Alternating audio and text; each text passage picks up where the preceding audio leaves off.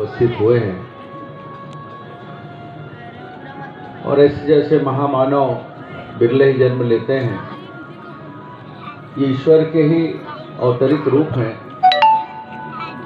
जिनसे हम मन की कामना करते हैं और संस्कारिक रहने का संकल्प भी लेते हैं। और आज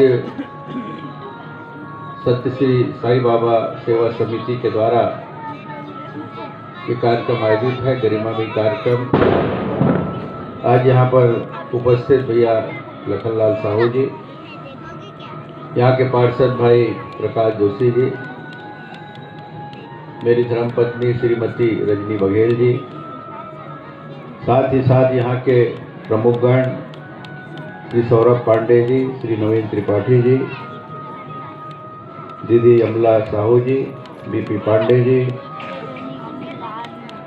Shri Anil Joshi ji, Shri Dilip Thakur ji, Shri R K Tiwari ji, doctor Chandrakala Joshi ji, Shrimati Manju Tiwari ji, Shri Srinivas Rao ji, Shri IS Sahu ji, Shri Harish Chandra Thakur ji और समस्त संस्था से जुड़े हुए देवियों सज्जनों, उपस्थित सभी भाइयों को, बहनों को और बुजुर्गों को प्रणाम। बच्चों को बहुत बहुत प्यार। बहुत सुंदर प्रस्तुतियां हम सब ने देखी और छोटे छोटे बच्चे बहुत मनभावन प्रस्तुतियां दे रहे थे। मैं उनके उज्जवल भविष्य की कामना करता हूँ। सत्य श्री साईं बाबा की कृपा उनके ऊपर हमेशा बनी रहे और जिस सेवा भाव से आप सब लगे हुए हैं, बहुत सारे रचनात्मक कार्यों में आपकी भागीदारी रहती है। शासन प्रशासन जिस काम को नहीं कर पाते उसको आप जैसे ही सेवाभावी संस्थाएं मूल रूप देती हैं और लोगों को सेवाएं मिलती हैं। आज जिन्होंने आपके सेवा कार्य में सहयोग किया, हमारे आदरणीय डॉक्टर जन, उनको भी मैं हार्दिक अभिनंदन करता हूँ कि वे भी आपके साथ जुड़कर लोगों की आवश्यकता पूर्ति के लिए आपके साथ साथ चल रहे हैं। उनको भी बहुत बहुत बधाई, शुभकामनाएं। और ज़्यादा कुछ ना कहते हुए, क्योंकि ठंडी भी बढ़ रही है और समय भी हो रहा है, इसलिए फिर से एक बार आप सबको बहुत बधाई, शुभकामनाएं।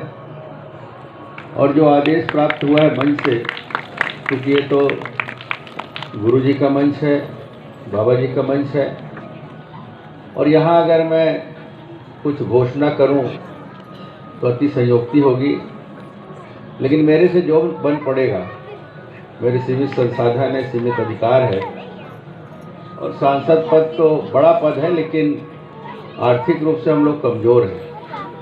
हम लोग BPL वाले हैं। मुख्यमंत्री मंत्री बड़े खजाने वाले हैं, लेकिन हम लोग BPL श्रेणी में आते हैं। 5 करोड़ मिलता है सालाना और लगभग 18 साढ़े 1800 से ऊपर गांव है, नगर निगम 4 नगर निगम, नगर पालिका, 9 विधानसभा, सबकी भावनाएं रहती है। शासन प्रशासन अपने ही रहता है तो बहुत सारे और सुविधाएं होती है, बहुत सारे संसाधन होते हैं जिसके माध्यम से हम लोग कर लेते हैं। लेकिन आज दुविधा ये है कि शासन किसी और का, हम सांसद किसी और पार्टी के, तो एक सामंजस्यता मिलती नहीं है, इसलिए भी तकलीफ होता है हम लोग को। पहले तो बहुत सामंजस्य तरीके से काम होते थे, लेकिन अब हम लोग उम्मीद बहुत कम कर सकते हैं। लेकिन फिर भी मेरे से जो भी होगा आपके आदेशों का पालन होगा और निश्चित रूप से ये जगह ऐसा बने जहाँ सुविधाएं बढ़े, क्योंकि भक्तजनों का की संख्या भी बढ़ रही है और आने वाले समय में हम लोग धार्मिक रूप से भी, अब क्योंकि पूरे देश में वातावरण बना है तो धार्मिक भावनाएं जागी है। और सत्य साईं बाबा तो ऐसे सत्य पुरुष है, दिव्य पुरुष हैं, जिनके द्वारा ऐसे ऐसे हॉस्पिटल पूरे देश में है जो निःशुल्क व्यवस्था बड़ी बड़ी बीमारी का होता है। इसलिए हमारा भी फर्ज बनता है कि इस महायज्ञ में हम भी कुछ आहुति दे सकें, उसके लिए मेरा पूरा प्रयास रहेगा। फिर से एक बार आप सबको बहुत बधाई, बहुत शुभकामनाएं। और आज मेरी ड्यूटी तो भानु प्रतापपुर, पहले तो दीदी के ऊपर गुस्सा भी हो गया था, और जो दीदी बोल रही थी मेरे गुस्सा भी आ जाता है कभी कभी।